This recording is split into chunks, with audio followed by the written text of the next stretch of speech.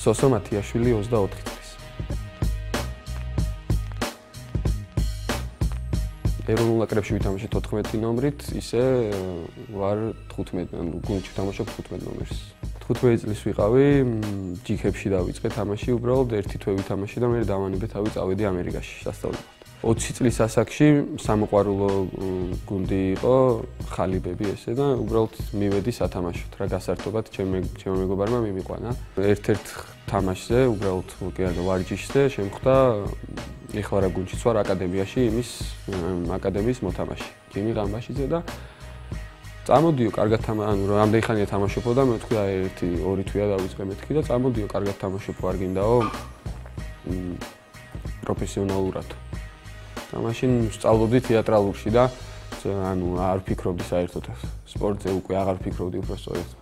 და მაინც წავედი ვარჯიშზე, მაგრამ წავედი ვარჯიშზე, კარგად ვივარჯიშე, მოვეწონე მწვრთნელსაც პირველი ვივარჯიშე და დავრჩი შევყევი და შევყევი რა.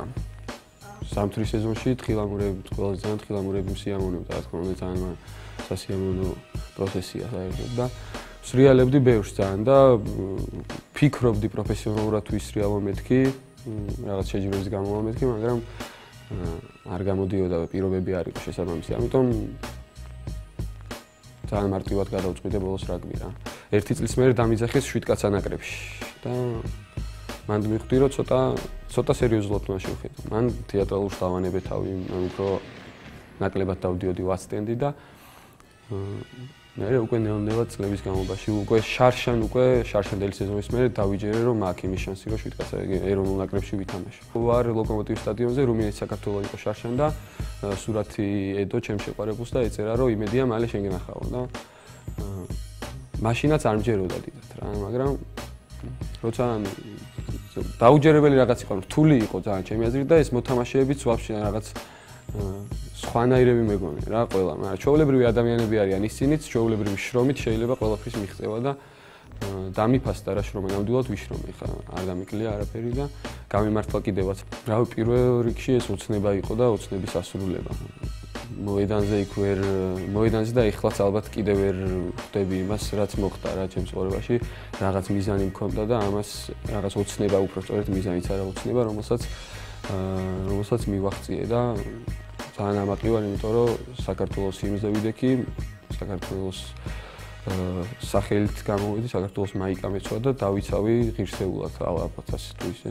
ძალიან ნერვიულობდი თამაშის წინა დღეს და თამაშის დღესაც რომ რამე რო არ გამომივიდეს მეთქი, ჩემი თავის გამო არ ნერვიულობდი, უფრო გულშემატკივრების და საყვარელი ადამიანების იმედის გაცვლება არ მინდოდა რა. ფიქრობდი რომ ლეოს რო დავდებ მეთქი ესე აღნიშნავ, ისე აღნიშნავ, რაღაც მქონდა მაგაზე ფიქრები, მაგრამ რეალურად არ წარმომედგინა, რომ დავდებდი დროს და გუნდურად რაღაც გავაკეთეთ გუნდურად კომბინაციურად და მე ვიყავი იმ ადგილას, სადაც შეიძლებოდა სხვა ყოფილიყო და გამიმართლა. ჩემ შეყვარებულს მივუძღვენი, ეს აქამდე 7 კაცაშიც ესე აღნიშნავდი რაღაც ვცდილობ რომ სხვადასხვანაირად აღნიშნო ლელოები, მაგრამ ეს გული ყოველთვის არის თან ახლოს აღნიშნოს.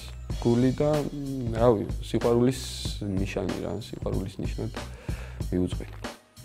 7 კაცაში ხო ესე აღნიშნე შარშან ერთ-ერთი ლელო რომ ჩემებს ურეკავით. ეს ნახე სხვა ერთი მოთამაშე არის 7 კაცის სამოველი და ის აღნიშნავს ხოლმე სხვადასხვანაირად და მომწონს ეს რა და მეც ვცდილობ რომ ესე სხვადასხვანაირად აღნიშნო ხოლმე.